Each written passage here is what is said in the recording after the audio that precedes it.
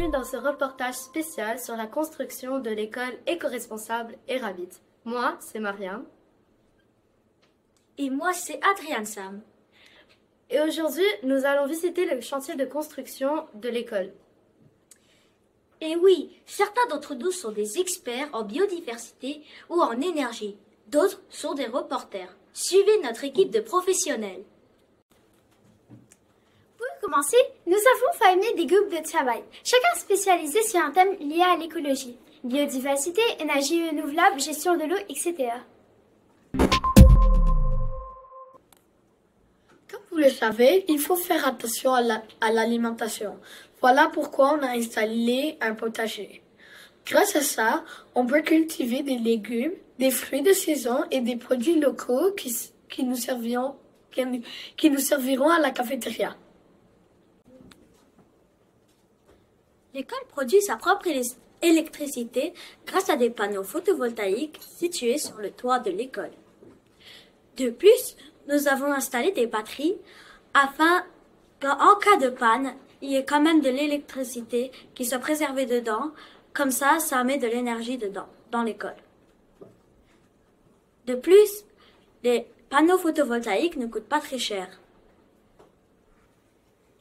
Premièrement, dans l'école, il y aura un système bien précis pour recycler. Nous installerons des poubelles de tri peu partout, puis chaque soir, elles seront transférées dans la salle de recyclage. Enfin, chaque fin de semaine, les déchets seront envoyés dans la déchetterie. Il sera interdit d'amener ou d'utiliser des objets en plastique ou non réutilisables.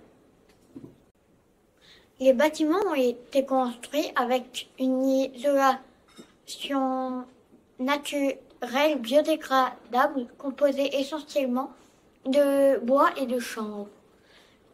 On a installé une casquette pour ne pas avoir trop chaud l'été. Comme le soleil est plus bas en hiver, on peut quand même capter la lumière.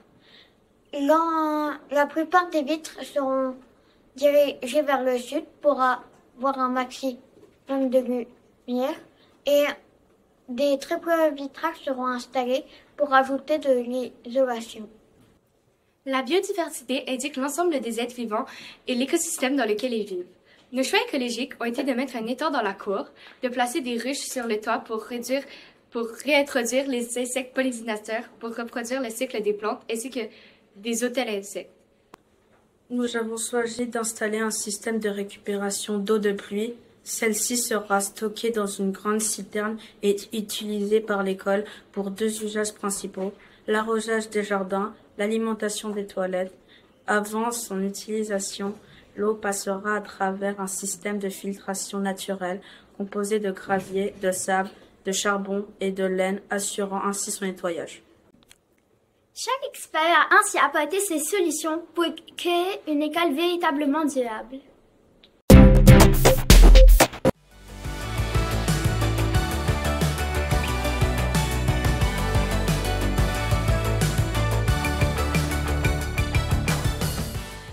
Une fois les recherches terminées, nous avons imaginé l'agencement de notre école. Chaque groupe a proposé ses idées avant de mettre d'accord sur un plan commun.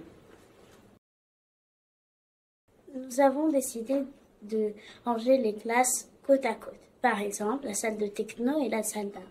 Nous avons décidé de mettre les classes au sud pour deux raisons. Un, nous pourrons faire classe à l'extérieur quand il fait beau. Deux, on pourra réchauffer les classes naturellement grâce au soleil. Maintenant, je laisse la parole à mes collègues. Merci. Les salles les moins utilisées sont l'auditorium, l'infirmerie, la salle de recyclage. Nous les avons mises à l'écart car elles n'ont pas besoin d'être chauffées par le soleil. Notre école a une forme de H. D'un côté, il y a les salles bruyantes ou peu utilisées. Comme ça, elles ne dérangent pas les élèves ni les profs. Passons maintenant à la phase de construction concrète de notre école modèle. Chaque module représente environ 63 mètres carrés en réalité. Nous avons prévu des espaces modulables pour adapter la disposition aux activités. Certaines salles ont été pensées pour des spécialités telles que la technologie, l'art, la cuisine pédagogique, etc.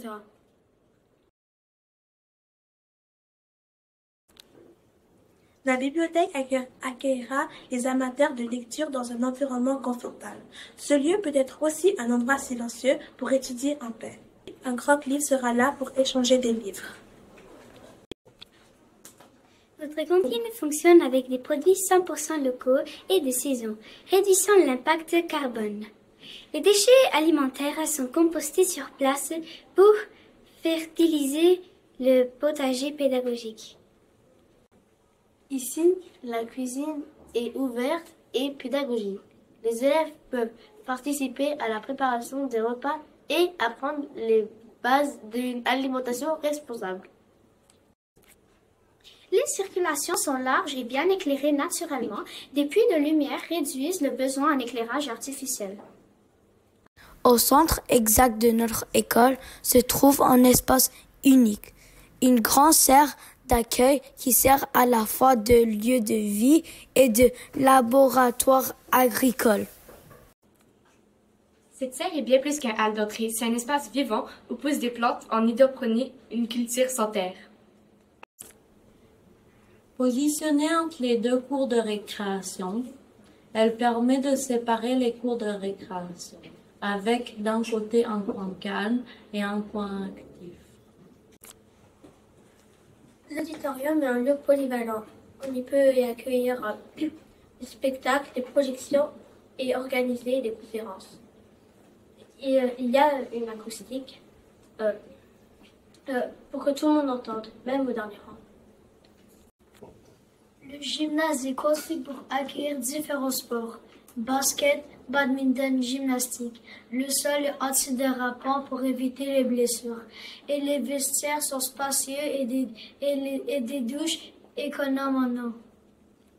Juste à côté, les vestiaires sont bien isolés pour ne pas déranger les salles de classe.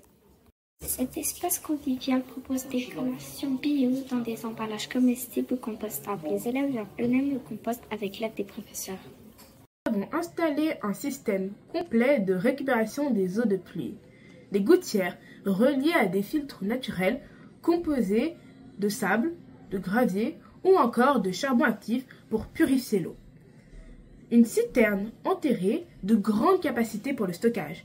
L'eau filtrée alimente directement les toilettes et le système d'arrosage automatique des espaces verts. Pour favoriser la biodiversité et rafraîchir naturellement les espaces, nous avons créé un jardin pédagogique, un étang naturel pour accueillir la faune aquatique, des ruches et des hôtels à insectes pour protéger les pollinisateurs. Notre objectif zéro déchet sont valorisés pour cela. Les bornes de tri sélectif, plastique, papier, métal, verre sont installées partout dans l'école. Un local de stockage fermé et ventilé évite les odeurs d'idées et limite les allers-retours des camions de collecte. Un composteur géant transforme les déchets organiques en engrais pour le jardin pédagogique. L'école produit toute son électricité grâce à des panneaux solaires haute performance sur les toits. Une batterie stockage géante pour emmagasiner l'énergie, alimenter l'école, même la nuit ou par mauvais temps. Un système intelligent qui optimise la consommation en fonction des besoins. Grâce à ces emménagements, notre école est autonome en eau et en énergie, tout en préservant la biodiversité et en réduisant ses déchets. Un modèle que nous espérons voir se concrétiser un jour.